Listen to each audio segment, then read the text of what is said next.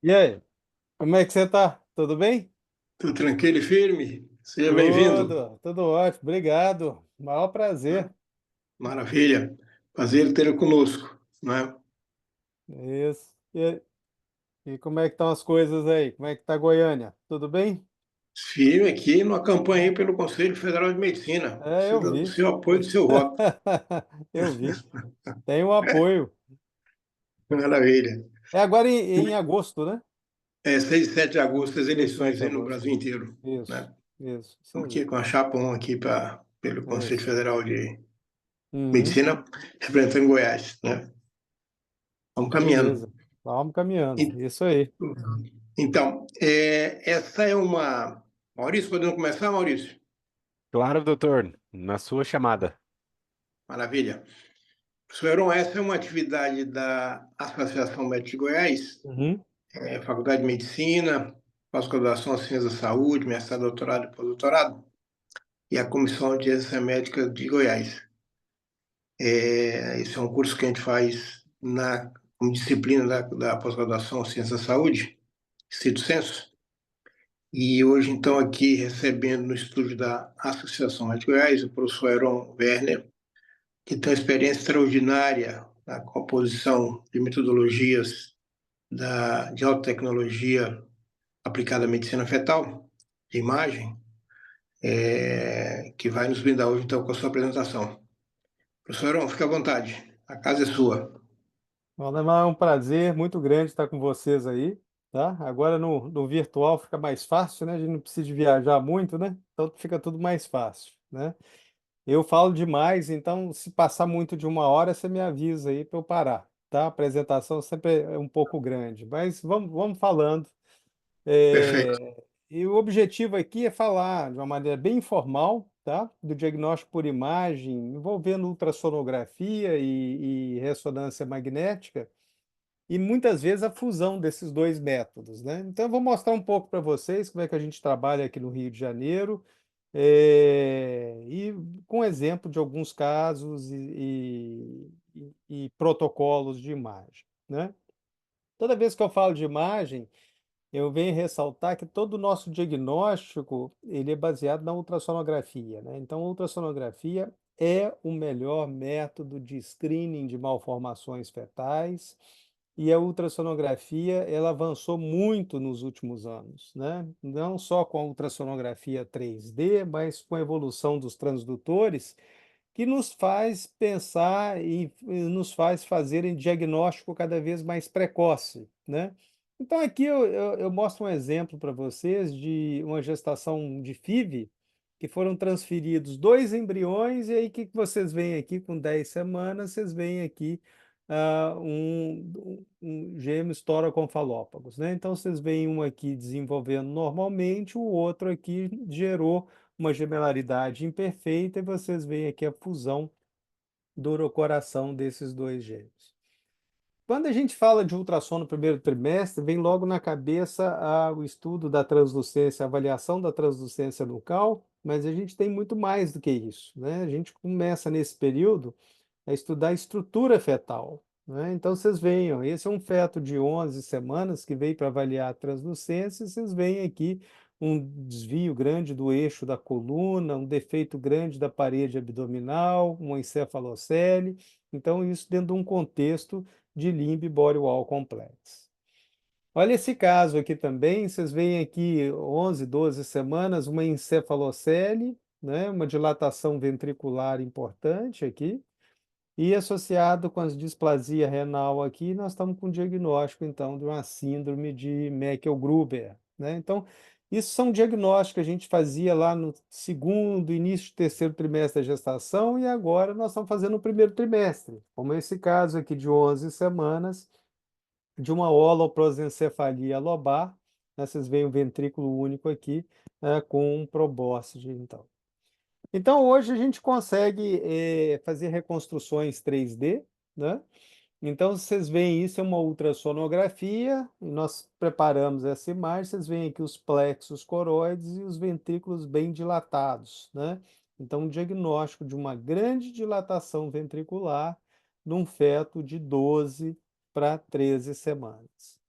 Agora, é claro que nem tudo é perfeito, né? A ultrassonografia, muitas vezes, ela esbarra em desafios, e vocês veem esse caso aqui, em que nós recebemos, esse caso foi até publicado como um diagnóstico de higroma cístico. Vocês veem aqui o polo cefálico, uma massa multiseptada aqui junto à região cervical do feto, mas o que que chama a atenção aqui que não tinha líquido amniótico em volta, né? Então isso a oligodramia acentuada, ela é um grande empecilho de uma boa imagem ecográfica. E aí nós podemos associar um outro método, que é a ressonância magnética, para nos ajudar nesse fechar um diagnóstico, né? E aí vocês veem aqui a ressonância no mesmo dia, eu consigo aqui a coluna, eu vejo um grande defeito aqui no final da coluna, né? Então, na verdade, o que nós tínhamos era uma síndrome de regressão caudal e não um higroma cístico, né? Então, vocês veem que muitas vezes a gente tem alguns fatores que são limitantes para uma boa imagem ultrassonográfica. Então, nós temos que ver a ressonância magnética como um método auxiliar da ultrassonografia. Ou seja, quando eu tenho dificuldade de alguma maneira na ultrassonografia, eu posso recorrer à ressonância, que é um método predominantemente de terceiro trimestre da gravidez. A ressonância não é um exame tão recente na obstetrícia, o primeiro exame em feto foi feito em 1983. Hoje os aparelhos avançaram muito, né? Então a gente consegue, nós temos protocolos para o feto. Vocês veem aqui, eu posso colocar a gestante deitada em decúbito dorsal, entrando com os pés em primeiro no magneto, decúbito lateral esquerdo, o que diminui aquela sensação de claustrofobia, né? Então nós temos assim hoje protocolos de sequências dedicadas ao estudo do feto. Eu vou mostrar alguns exemplos para vocês. Então, como eu já disse, a ressonância ela vem ocupar uma lacuna que dá dificuldade para ultrassonografia, como, por exemplo, vocês veem aqui um útero repleto de miomas, né? E isso pode dificultar a boa imagem ultrassonográfica, ou aqui também uma parede espessada, essa parede anterior aqui, ser um útero com uma adenomiose, né? O que muitas vezes dificulta a imagem ultrassonográfica.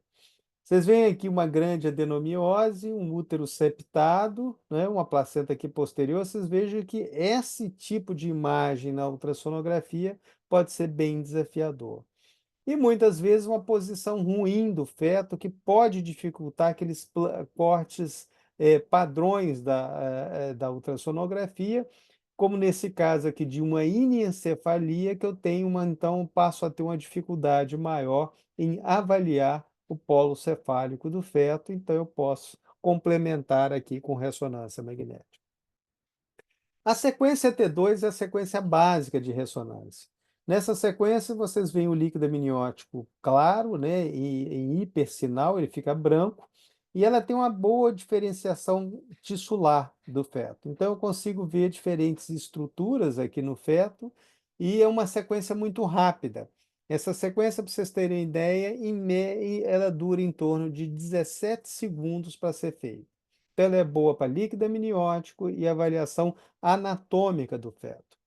Nós temos sequências adicionais, como o T1, tá? O T1 ele ajuda a avaliar o colo. Então, o colo ele tem mecônio, então o mecônio ele brilha no T1. Ele ajuda a avaliar a tireoide também brilha no T1 e ajuda também na avaliação do fígado. Vocês veem aqui, ele tem um sinal que brilha também no T1. E isso ajuda muito no contexto das hérnias diafragmáticas, quando a gente quer ver se existe o tanto de fígado que subiu para o interior do tórax. E ajuda também em avaliar sangramento. Então, aqui eu tenho um sangramento, um hematoma na fossa posterior, e vocês veem que esse hematoma ele brilha aqui no T1. Eu tenho sequências isotrópicas T1, essa sequência aqui, eu consigo então dar uma visão 3D do cólon fetal. Então, vocês veem aqui o cólon, eu estou especificando aqui. Isso é muito bom, porque caso eu tenha obstruções intestinais, alterações intestinais, esse tipo de sequência, ele vai nos ajudar nesse estudo. Nós temos também sequências hoje que nós dedicamos à avaliação do esqueleto fetal, né? Principalmente a avaliação da coluna e ossos longos. Isso foi uma tese de mestrado que eu orientei, né? E hoje nós usamos de rotina essa sequência EPI para avaliação do esqueleto. Então, aqui um exemplo, vocês veem aqui uma platyspondilia, uma coluna completamente alterada nesse feto, sendo bem demonstrada, então, nessa sequência. E nós temos as sequências isotrópicas. Essas sequências, elas não dão o eixo XYZ e me permite uma boa reconstrução 3D. Então, nós usamos hoje de rotina essa sequência. Na Siemens é uma sequência que chama Trufisp, o nome das sequências ela muda em função da empresa de aparelho, né? E essa sequência ela dura em torno de 24 a 25 segundos para ser feita, né? Então basta solicitar a mãe para fazer uma apneia e nós fazemos então a sequência. Então, ela é muito boa para eu segmentar as imagens e ver a área de estudo. O que eu quero estudar? Aqui eu estou focando nas órbitas, no encéfalo, no tronco cerebral e na fossa posterior. E aqui só um exemplo de uma dilatação ventricular, uma imagem reconstruída em 3D por ressonância. Então, eu consigo gerar imagens nessa sequência 3D do feto como um todo. Isso é um feto com teratoma sacrococcígeo. E eu gero também imagens internas 3D mostrando a invasão desse tumor, né? Então, eu dei o diagnóstico e classifiquei esse tumor, um tumor com uma grande invasão na pelve fetal, um tumor do tipo sacrococcígeo do tipo 3. Nós temos também a sequência Cine. Essa sequência é interessante para a gente avaliar o movimento fetal e avaliar também a deglutição fetal. Então, vocês veem aqui um feto normal deglutindo, e isso vai servir, então, naqueles fetos que têm uma atresia de esôfago. Então, vocês veem aqui, ele deglute e regurgita. Ó. Vocês veem aqui uma atresia completa, aqui o feto deglute a bolsa e ele regurgita aqui. Então, a gente consegue dar um diagnóstico de atresia de esôfago usando essa imagem de ressonância. E nós conseguimos também, com essa sequência, fazer uma avaliação muito básica do coração. Então, eu consigo mostrar 4 câmaras, se há algum defeito septal, as vias de saída, mas, é claro, a ultrassonografia ela é bem melhor.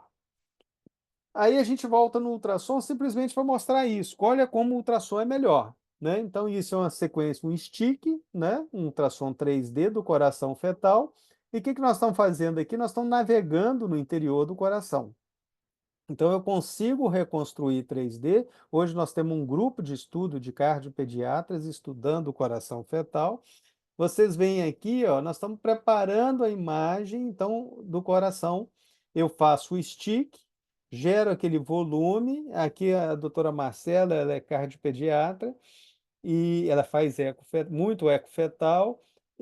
Então, ela está segmentando o coração fetal já na realidade virtual, tá? Isso é a tese de mestrado dela. Então, ela vai segmentando plano a plano, usando já um óculos de realidade virtual. Isso é interessante porque a gente consegue, então, gerar imagens para estudos, como vocês estão vendo aqui, né? Eu estou aqui com a doutora Fátima e nós estamos olhando o coração fetal, mas a gente consegue entrar no coração fetal. Então, aqui é a veia cava, né? O início dela ali, eu consigo visitar as câmaras cardíacas e as vias de saída, usando, então, o óculos de realidade virtual e, inclusive, fazer uma discussão médica dentro do coração fetal. E nós hoje temos um trabalho também medindo a importância dessas reconstruções no entendimento da paciente. Então, isso é uma outra tese de mestrado que eu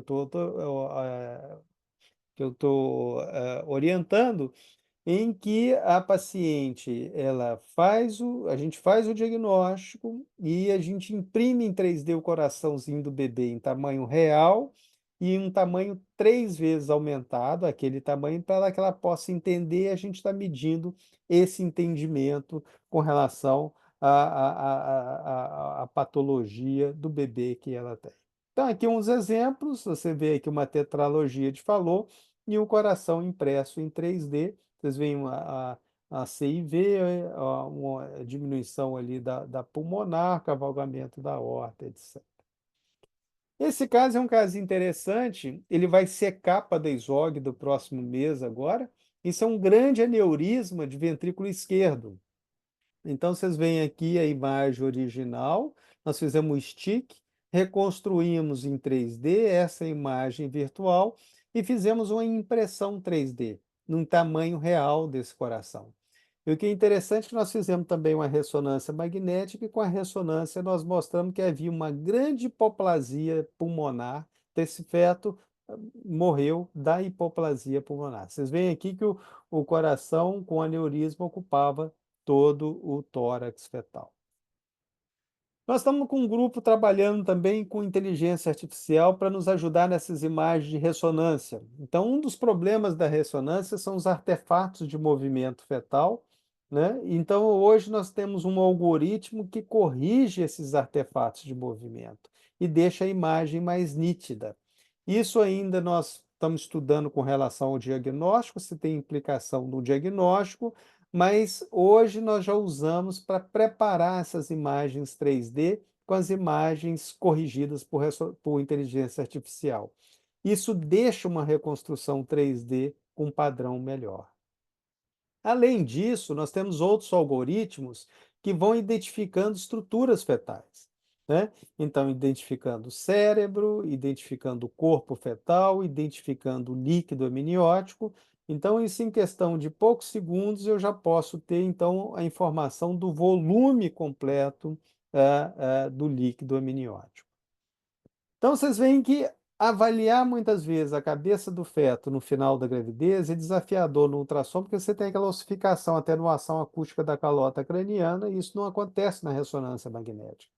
Então, isso é só para mostrar para vocês o padrão da imagem de um feto de 37 para 38 semanas pela ressonância magnética, essa avaliação do encéfalo do feto normal.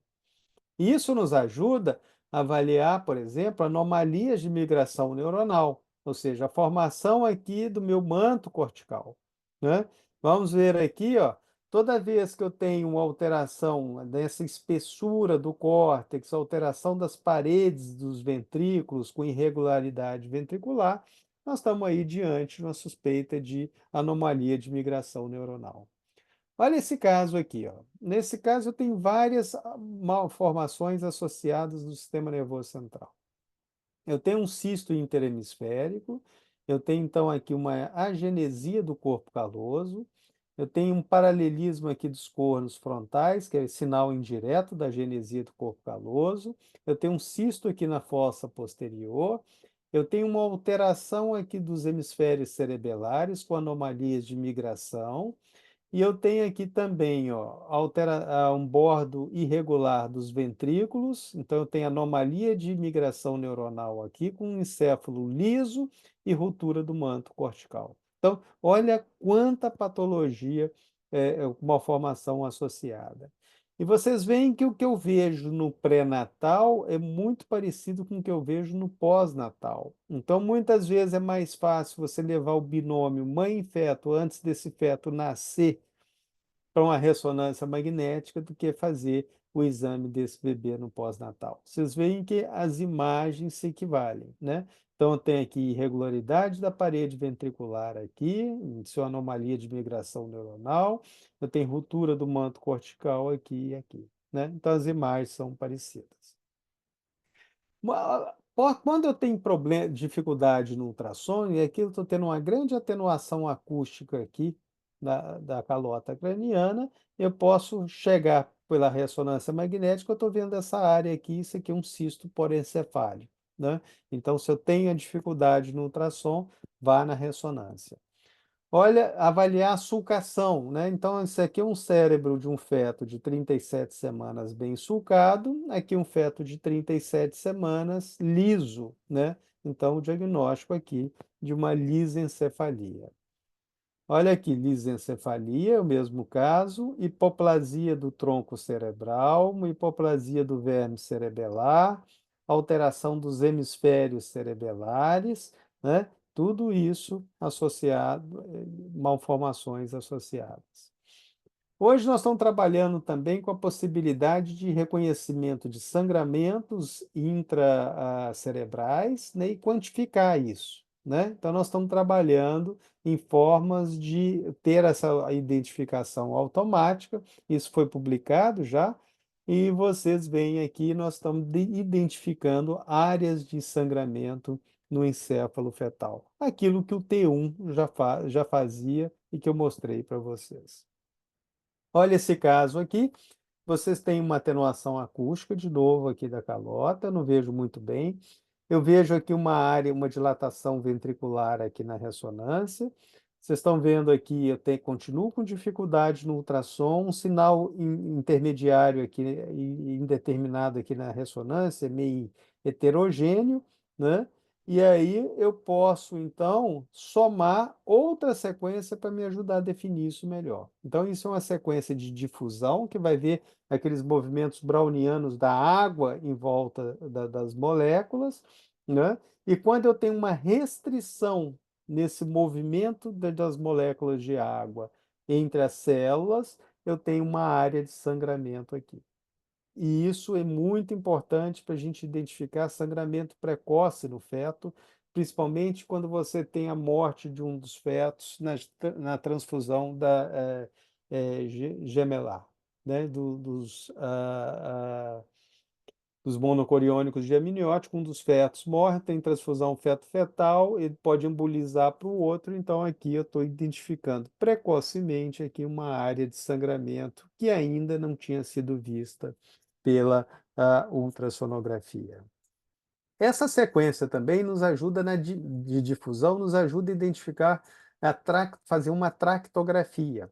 Então, isso aqui é a tractografia de um adulto normal e aqui é a tractografia de um feto normal, né? É claro que do adulto eu vou ver melhor, porque o encéfalo, os tratos no adulto eles já são mielinizados, e no feto ele está em vias de mielinização, né? Mas aqui vocês veem fibras cruzando de um lado para o outro, aqui eu tenho um corpo caloso. Se eu não vejo as fibras cruzando aqui de um lado para o outro, aqui eu tenho as bandas de Proust, que então configura uma agenesia do corpo caloso, que eu posso mostrar também na ultrassonografia. Olha que interessante aqui, uma imagem multiplanar, né? Eu vejo os três eixos e aqui eu estou vendo aquela sulcação concêntrica típica da genesia do corpo caloso. Então, quando o ultrassom é favorável, meu diagnóstico é ultrassonográfico, eu não preciso da ressonância magnética. Malformação de Chiari, hoje o diagnóstico está cada vez mais precoce, mas nós usamos a ressonância para avaliação do feto antes da cirurgia intrauterina, né? Então, vocês veem aqui a herniação cerebelar, vocês veem a reconstrução 3D aqui, né, do defeito de fechamento, né? Vocês veem aqui a ressonância, isso aqui antes da cirurgia intraútero, e esse mesmo feto depois da correção. Então, vocês veem aqui uma ascensão nítida do cerebelo, né? Uma volta à normalidade, então, da fossa posterior. E eu posso reconstruir isso tudo aqui em 3D por ressonância magnética. Então, vocês veem todo o eixo aqui, o defeito aqui, bem sacral, né? E aqui o encéfalo, uma leve dilatação ventricular desse feto. Agora é interessante que às vezes no ultrassom a gente bate o olho no ultrassom e vê uma malformação e esquece às vezes de ver o restante do feto, né? Então, é importante a gente ver se tem malformações associadas. Então, aqui eu tenho uma defeito da coluna, que é a nível sacral, eu tenho uma dilatação ventricular, eu tenho um Chiari aqui, mas olha esse tórax aqui, esse tórax tem uma alteração também, né? E aqui no ultrassom aqui ficou um pouquinho mais difícil de ver, mas você vê que não é um tórax normal, a ressonância mostrando muito bem aqui, ó, que aquela área ali era um efizema lobar congênito. né? Então, a imagem hipersinal no T2, mostrando, então, uma malformação de Chiari, 2, associada, então, a um enfisema lobar congênito. E malformações mais complexas. Então, você vê aqui fetos unidos pela pelve, né? Então, você vê aqui um grande defeito aqui de fechamento desse tubo neural, fazendo, então, um duplo Chiari aqui. Vocês veem a herniação cerebelar aqui nos dois. E assim, nesses casos, nós temos inúmeras possibilidades de reconstrução para facilitar cirurgiões, e eu vou mostrar mais na frente para vocês, para discussões multidisciplinares. Ainda dentro do defeito de fechamento tubo neural, aqui uma grande encefalocele, então a gente consegue, com a ressonância, mostrar muito bem esse encéfalo, a parte interna e o que foi exteriorizado. Isso como associação à ultrassonografia para um planejamento cirúrgico é válido. Nas craniosinostoses, muitas vezes eu perco aquela janela acústica, né, para ultrassonografia, para ver bem o encéfalo, e vocês veem aqui, então, a ressonância, ela elimina essa dificuldade do ultrassom, e eu passo a ver bem o encéfalo do feto, né? Aqui, uma síndrome de Pfeiffer, né? Então, são uma grande craniosinostose aqui, com uma dilatação ventricular, e aqui um caso de síndrome de Apert, né? Então, vocês veem aqui o feto reconstruído em 3D pela ressonância magnética, né? Aqui ó, uma macrocrania aqui, e essa crâniosinostose, mostrando aqui a normalidade do encéfalo fetal. No ultrassom, quando eu vejo rabdomioma cardíaco, a gente tem que pensar em esclerose tuberosa, né? Então, vamos olhar o encéfalo do feto, né? E vocês vão ver aqui os tubérculos, né? Os nódulos periventriculares. Então, nós estamos fechando intraútero o diagnóstico com a ressonância magnética de esclerose tuberosa. Tanto no T2 quanto no T1, essas imagens, essas lesões são perfeitamente visíveis. E a avaliação do encéfalo face a grandes malformações vasculares, né? Isso aqui não é o coração do feto, isso aqui é um grande aneurisma de veia de Galeno, né? E nós estamos associando a imagem do ultrassom com o Doppler com a ressonância magnética. E isso pode facilitar principalmente nos casos de gestação múltipla, né? Em que muitas vezes eu posso ter a dificuldade em função do avanço da gestação e um feto atrapalhar a boa visão do outro feto. Na Zika também nós usamos muita ressonância, né? Porque você tem aquele desabamento dos ossos parietais, isso eu posso fechar aquela janela acústica e me dificulta a imagem ultrassonográfica. Então vocês veem aqui uma lesão grande, uma microcefalia com a área de encefalomalácia aqui, um crânio mais liso aqui, né? Olha aqui, eu tenho nesse caso aqui também uma alteração na fossa posterior dos hemisférios cerebelares, né? E um manto cortical muito fino aqui com a dilatação ventricular, né? Vocês veem aqui o encéfalo também, ó, né? Desabamento dos ossos parietais. E eu consigo reconstruir isso tudo em 3D. Então, vocês veem que aqui, ó, eu tenho um cérebro liso, pequeno, né, uma microcefalia, e eu tenho uma alteração das órbitas. Uma órbita de tamanho normal e uma outra órbita aqui, um tamanho bem reduzido, né? Então, microftalmia aqui unilateral.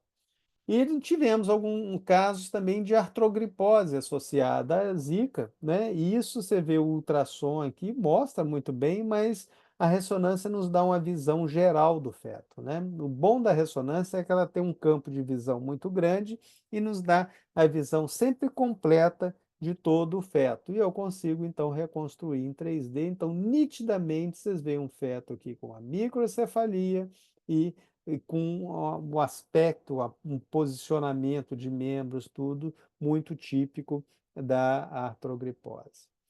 Outras infecções também se beneficiam com essas imagens, como vocês podem ver aqui no citomegalovírus, né? Um cérebro mais liso, a, a microcefalia, eu tenho alteração da fossa posterior, muitas vezes com cerebelo pequeno, dilatação ventricular, e o ultrassom mostra muito bem o interior dos ventrículos, que muitas vezes eu posso ter trabeculações intraventriculares. E toxoplasmose também. Então, vocês veem casos graves de toxoplasmose, vocês veem aqui as calcificações típicas, né? Lembrando que essas calcificações no ultrassom na toxoplasmose, elas não têm sombra acústica, né? Então, vocês veem aqui as calcificações e aqui vocês veem as necroses tissulares típicas de toxoplasmose, um edema cerebral, que é muito típico dos fetos com lesões graves por toxoplasmose. Aqui, uma destruição parcial de um dos hemisférios cerebelares, né? Eu posso reconstruir isso em 3D e mostrar aqui um hemisfério muito menor do que o outro. E as rombencefalosinapses, né? Isso é um diagnóstico ultrassonográfico aqui, né? Você vê a fusão dos hemisférios cerebelares e a ressonância também mostrando muito bem.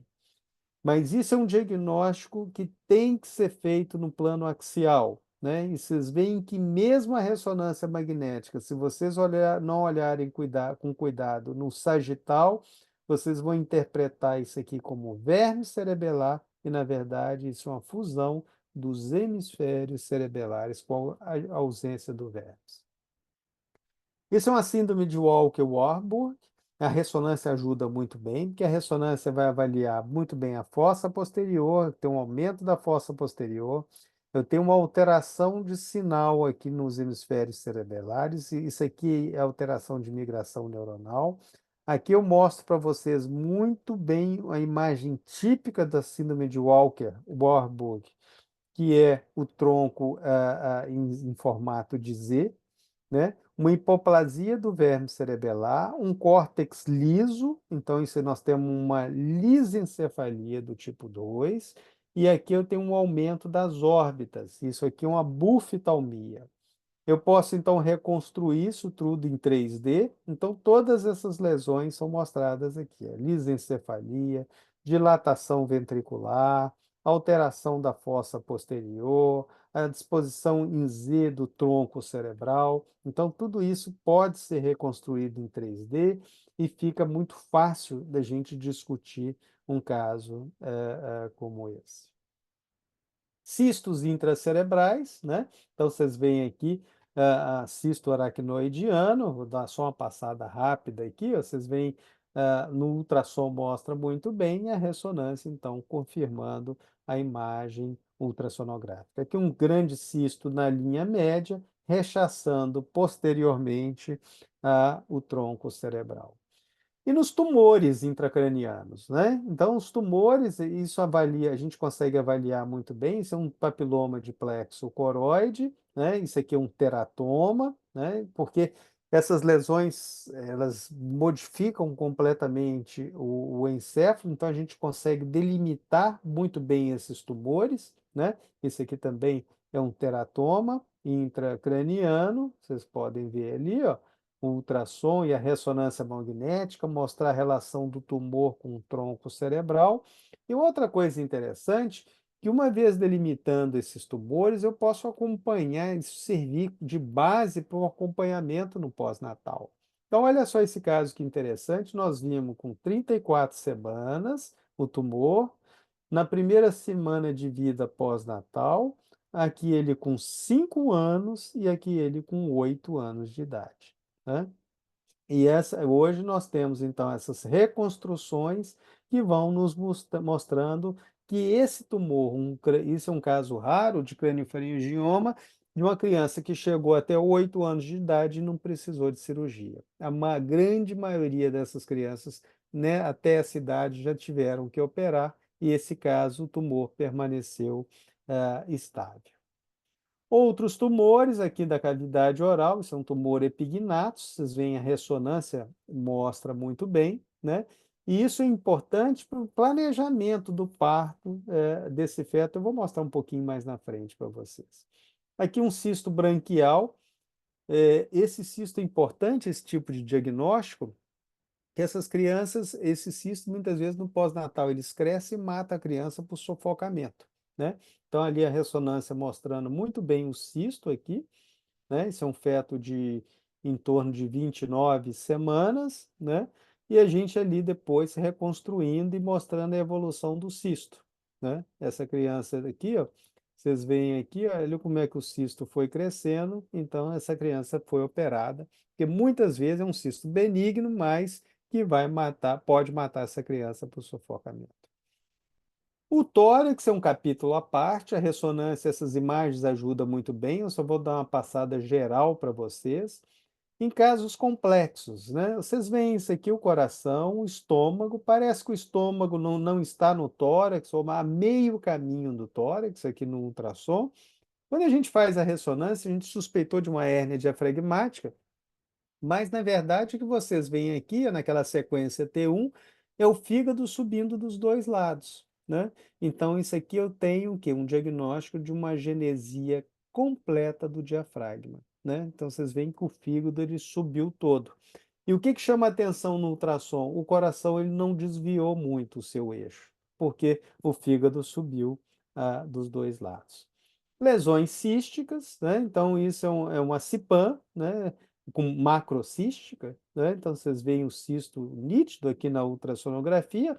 A ressonância vai ajudar mostrando o restante do parênquima pulmonar, parênquima sadio, né? E isso tem um efeito assim de avaliação de prognóstico desse feto. Sequestro pulmonar é uma imagem hipersinal no T2, eu vejo o vaso aqui, mas o ultrassom muitas vezes é fundamental, né? Porque o ultrassom é que vai mostrar bem essa vascularização. Com Doppler colorido, ele vai mostrar muito bem a origem dessa vascularização do sequestro pulmonar e a gente vai poder classificar melhor. Então, aqui, um sequestro pulmonar de 23 semanas, olha como é que ele é grande aqui, né? Chegou a desviar o coração, vocês veem a sua vascularização aqui, tá? E lá na frente, aqui ainda a ressonância, é o mesmo caso, vocês veem aqui ó, um grande sequestro desviando o coração, 23 semanas, com 31 semanas, olha a surpresa aqui, isso a gente sempre tem que pensar como prognóstico, e há uma tendência do prognóstico ser bom, vocês veem um completo desaparecimento desse sequestro pulmonar. Então eu não vejo mais aqui a ressonância, aquela imagem grande daquele sequestro pulmonar. Nesse caso aqui, eu tenho uma associação de um sequestro pulmonar, vocês veem aqui a origem o vascular aqui, que vem da aorta, mas eu tenho aqui no T1 o fígado subindo. Então, eu tenho uma associação do sequestro pulmonar com uma hérnia diafragmática esquerda com ascensão do fígado. Esse é um caso interessante que eu gosto de mostrar. Isso aqui, vocês veem o ultrassom, viu uma massa hiperecóica no hipocôndrio direito, a ressonância mostrando muito bem, né? Então, massas que aparecem em hipocôndrio direito, principalmente no terceiro trimestre da gestação, pensem em neuroblastoma, né? E neuroblastoma, vocês têm que olhar outros órgãos para ver se tem aqui metástase. E aqui vocês veem a ressonância mostrando muito bem que eu tenho metástase hepática. Então, eu estou classificando esse neuroblastoma como neuroblastoma do tipo 4S, né? Então, vocês veem a massa mais um fígado repleto de metástases. Qual é o prognóstico? O prognóstico é bom. Depois que nascer, com uns meses, a tendência é reduzir. Vamos ver se isso aconteceu. Então, ó, diagnóstico: neuroblastoma 4S, metástase para fígado, pele e medula óssea. Aqui nós vimos, nesse caso, metástase para fígado. Então, vocês veem aqui no T1, aqui no T2, as metástases, né? Vamos olhar aqui. Nasceu essa criança, o ultrassom mostrando, pós-natal aqui mostrando as metástases, ressonância com 33 dias confirmando essas metástases, ressonância com 5 meses o fígado absolutamente normal. Então, toda essa evolução nós previmos ainda durante o pré-natal. E as linfangiectasias também, que são visíveis no ultrassom e são visíveis aqui muito bem na ressonância magnética, que é uma alteração linfática dos parênquimas pulmonares. Alterações obstrutivas, né? Então, aqui eu tenho uma obstrução de íleo. Então, vocês veem muito bem aqui, essa é uma bela reconstrução 3D de uma alça pela ultrassonografia e aqui a reconstrução pela ressonância magnética. E grandes defeitos da parede abdominal, como esse caso aqui de Limb Body Wall Complex, que eu consigo fazer todo o inventário do que se esterilizou de órgãos na cavidade amniótica. Então, vocês veem aqui o cólon, vocês veem o fígado, alças de Delgado, né? E, além disso, uma malformação grave da coluna do feto. Eu não vou ter tempo aqui de entrar em outros defeitos, como onfalocele, gastrosquise. Isso a gente poderia depois, numa outra aula, a gente conversar sobre isso. E malformações renais do aparelho urinário. A ressonância associada ao ultrassom ajuda muito bem nas duplicações do sistema coletor. Então, vocês veem aqui, toda vez que eu vejo uma ureterocele, pense que eu posso ter um sistema duplicado. Então, vocês veem aqui, eu tenho um rim com polo superior dilatado e um polo inferior normal. Esse outro rim aqui, eu tenho o polo superior normal e o polo inferior dilatado. Confirmado aqui na ultrassonografia pós-natal. Olha esse outro caso aqui. Eu tenho o polo superior dilatado, polo inferior dilatado, com os ureteres aqui dilatados, isso é refluxo, né? E nesse outro rim eu tenho o polo superior um pouco dilatado, e o polo superior dilatado é obstrutivo, e o polo inferior dilatado, geralmente, ele é por refluxo. E nesse caso aqui, o polo inferior estava normal. Confirmado também no pós-natal. Aqui eu tenho dilatação obstrutiva mais baixa, isso é uma válvula de uretra posterior, né? Então, essa é a imagem reconstruída do ultrassom. Então, vocês veem aqui o aumento da espessura da parede vesical. Eu tenho os rins dilatados, eu vejo muito bem essa dilatação na ressonância, né? Agora, a ressonância, ela me permite uma reconstrução 3D. Então, o que eu estou fazendo aqui? Eu reconstruí 3D os rins, o aparelho urinário fetal e naveguei no seu interior. Então, estou fazendo aqui uma cistoscopia virtual no feto. Nós estamos navegando dentro do aparelho urinário dilatado, né? E tudo isso confirmado depois em exames radiológicos pós-natais. Então, essas reconstruções, elas nos ajudam bem a avaliar tumores, grandes massas, e eu posso ver a relação da massa com as outras estruturas cervicais, por exemplo, aqui do orofaringe. Então, eu tenho um tumor epignato, eu vou isolando o tumor e mostrando a relação desse tumor com as outras estruturas da região cervical. Esse é um caso interessante que foi publicado, são dois fetos portadores da trissomia do 21, tá? O que é típico na trissomia do 21? O sinal da dupla bolha, a atresia do adenal, né? Agora, quando eu tenho, em alguns casos, uma obstrução esofagiana, eu não tenho esse dupla bolha, eu passo a ter essa imagem típica, que é essa imagem IU, né? Então, vocês veem duas crianças com síndrome de Down, essa com sinal clássico da dupla bolha, e nesse caso aqui, essa imagem ela modificou porque eu tenho uma associação com uma atresia de esôfago. E a ressonância ajuda muito bem na gestação múltipla, né? Aqui uma gestação trigemelar para avaliar a anatomia desses fetos e aqui uma gestação quadrigemelar, né? Então a ressonância ela me ajuda a detalhar melhor o aspecto anatômico dessas crianças.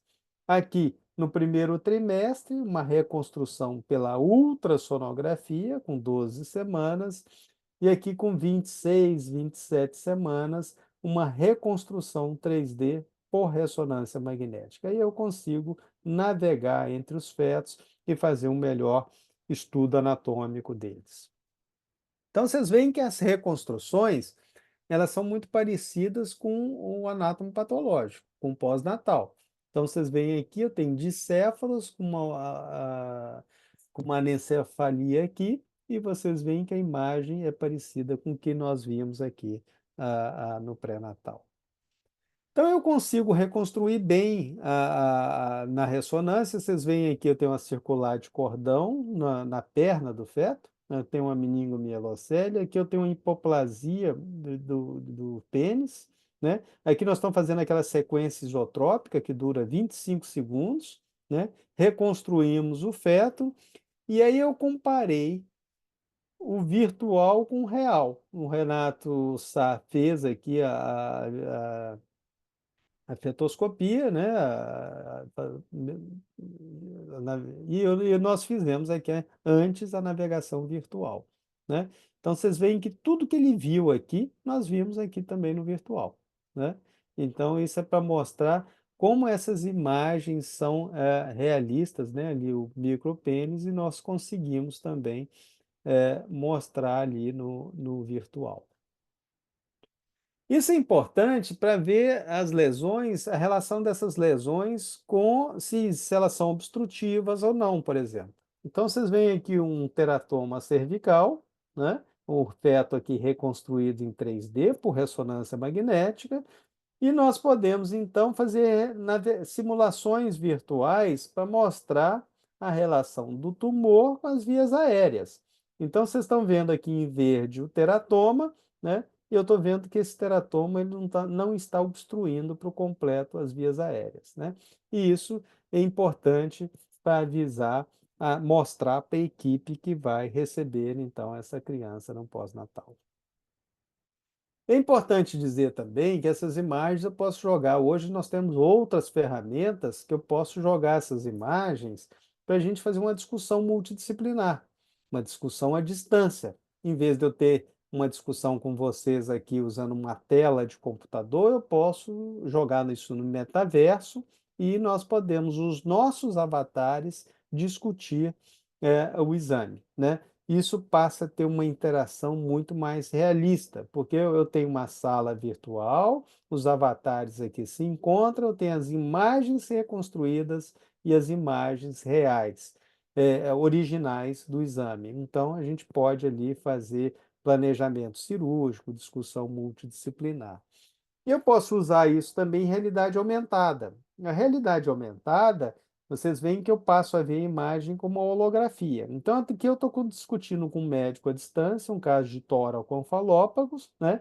O médico está vendo o ambiente dele, está vendo o exame como uma holografia. Eu vejo o meu ambiente e o mesmo exame como uma holografia. E nós vamos conversando como eu estou conversando aqui com vocês, né?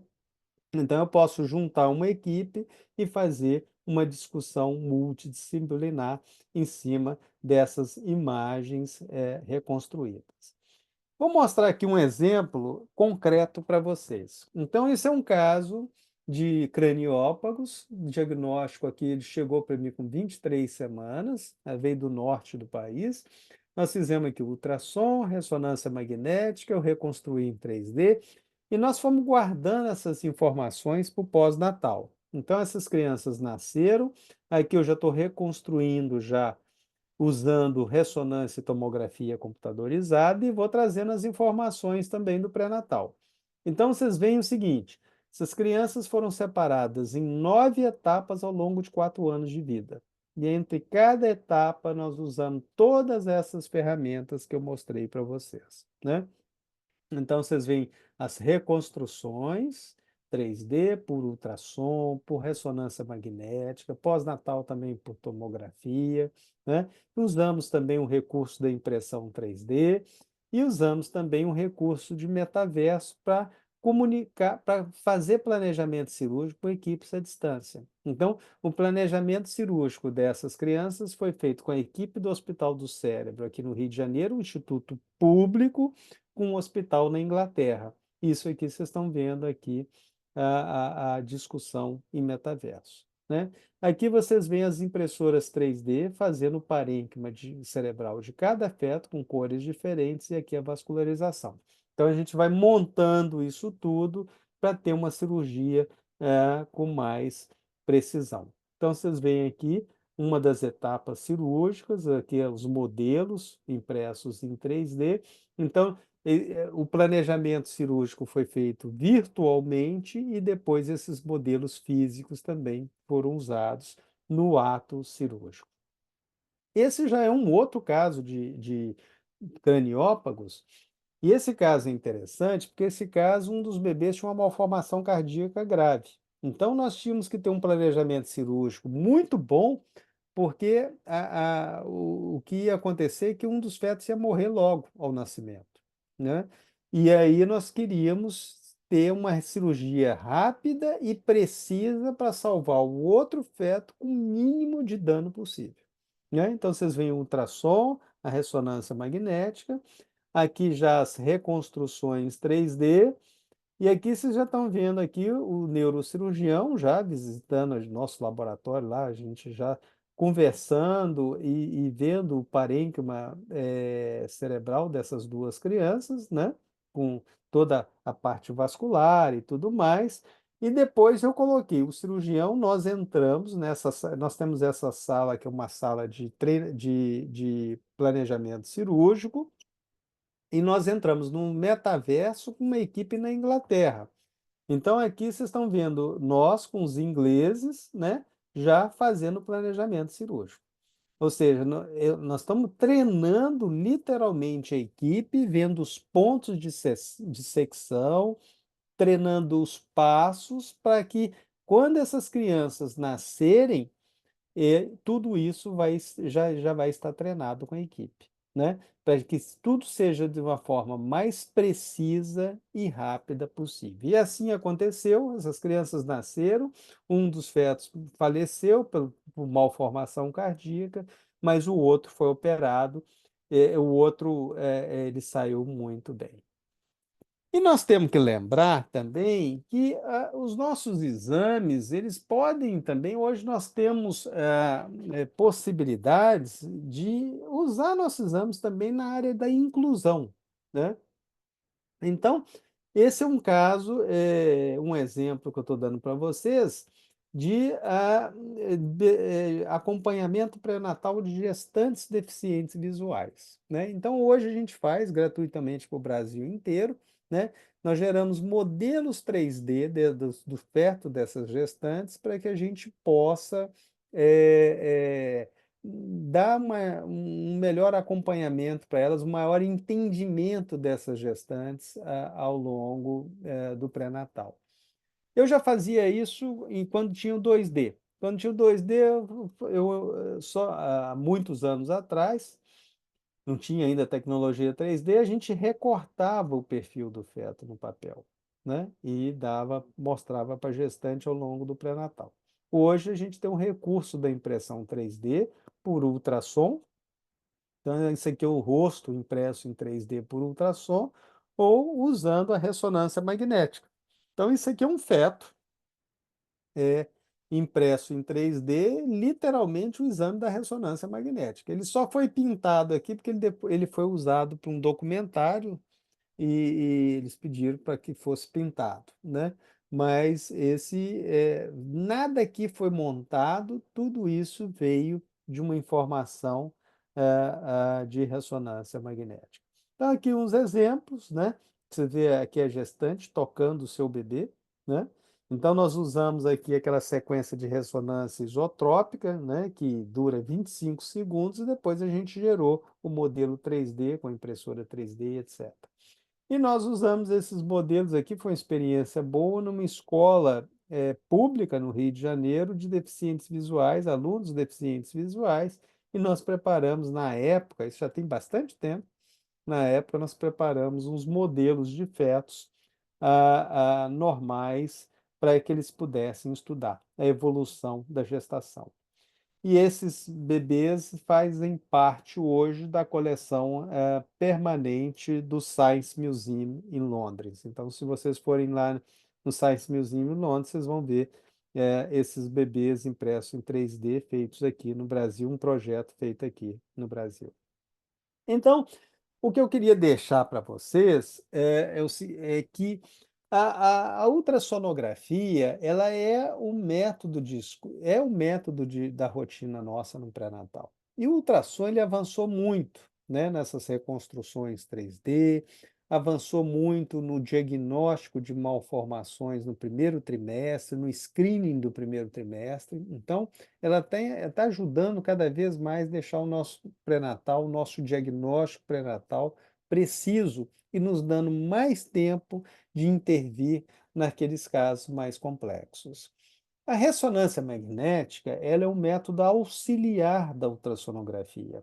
E é um método que se presta mais no terceiro trimestre da gravidez, em alguns casos, segundo trimestre, mas é um método mais usado no terceiro trimestre da gestação, né? Que vai nos ajudar a solucionar dúvidas que eventualmente a gente possa ter na ultrassonografia. Ela não ajuda só nas malformações fetais, mas também no todo o estudo do conteúdo uterino, né? Então, esses dois métodos, na associação desses métodos, pode ser muito interessante, por exemplo, no estudo do acretismo placentário, patologias placentárias, que eu não mostrei aqui para vocês. A gente pode depois marcar um outro dia uma aula só sobre placenta, né? Mas esses dois métodos, sem dúvida nenhuma, nos ajudam muito, né, no diagnóstico e na maneira de conduzir esses casos mais complexos, né? Então, quando o ultrassom não é o suficiente, né? A ressonância magnética, ela pode ajudar. Muito disso que eu falei para vocês, de tecnologias que saíram ali dos estudos de ultrassonografia, ressonância magnética, estão nesse livro que nós lançamos o ano passado, né? E ali a gente colocou vários estudos de casos que também já foram publicados na literatura, para mostrar como a gente pode ser mais preciso usando a associação desses métodos e usando essas reconstruções, esse pós-processamento dessas imagens depois para o planejamento cirúrgico. Então foi um prazer muito grande falar para vocês. Essa imagem que eu deixo aqui para vocês é resultante de uma fusão de 3 métodos, tá? Isso foi capa da ISOG há uns anos atrás, e o interessante dessa imagem é que é uma fusão de tecnologia de ultrassom com a tecnologia da ressonância e com a tecnologia de escaneamento 3D da superfície corporal da mãe. Então, são 3 métodos diferentes, fusionados numa imagem só, o que gerou essa imagem da mãe segurando ali o seu feto no útero.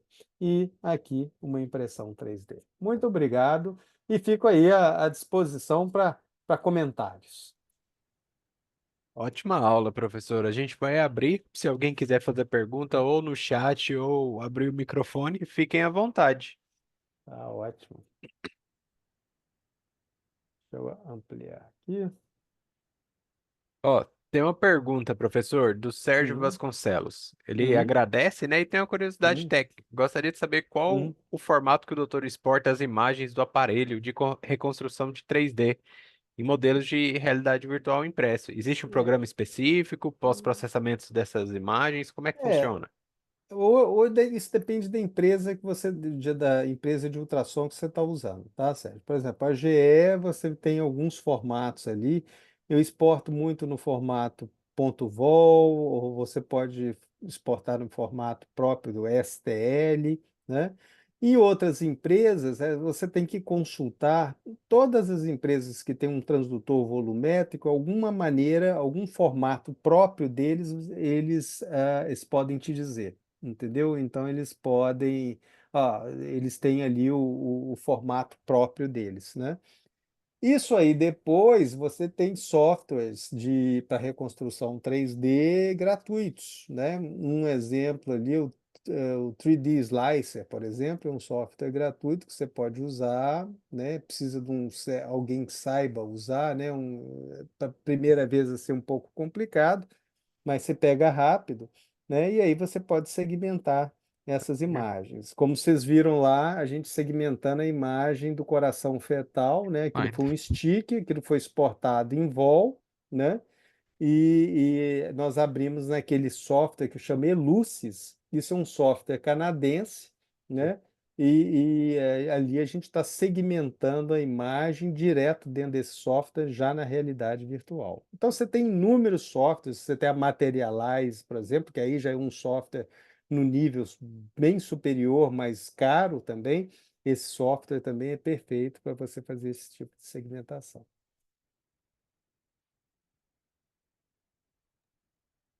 Ótimo, ótimo. Hum? Isso mesmo. Professor, como chegamos na nossa hora, o doutor Valdemar pediu para agradecer, pediu para encerrar aqui para a gente hoje. E obrigado. Obrigado, Hum. professor, por ter tirado o tempo, vindo aqui com a gente. Encerre com as suas palavras, por favor. Foi o maior prazer. Nós estamos abertos aqui, quando quiserem visitar a gente no nosso laboratório, lá na PUC Rio, é o maior prazer, tá? Podem vir visitar ou quiser tirar alguma dúvida, tudo. Eu deixei meu e-mail, o Valdemar também tem o meu contato. Vocês podem entrar em contato que nós podemos ajudá-los, tá bom? Ótimo. Muito obrigado a todos. Tenham uma ótima noite e até a semana que vem. Boa noite, obrigado.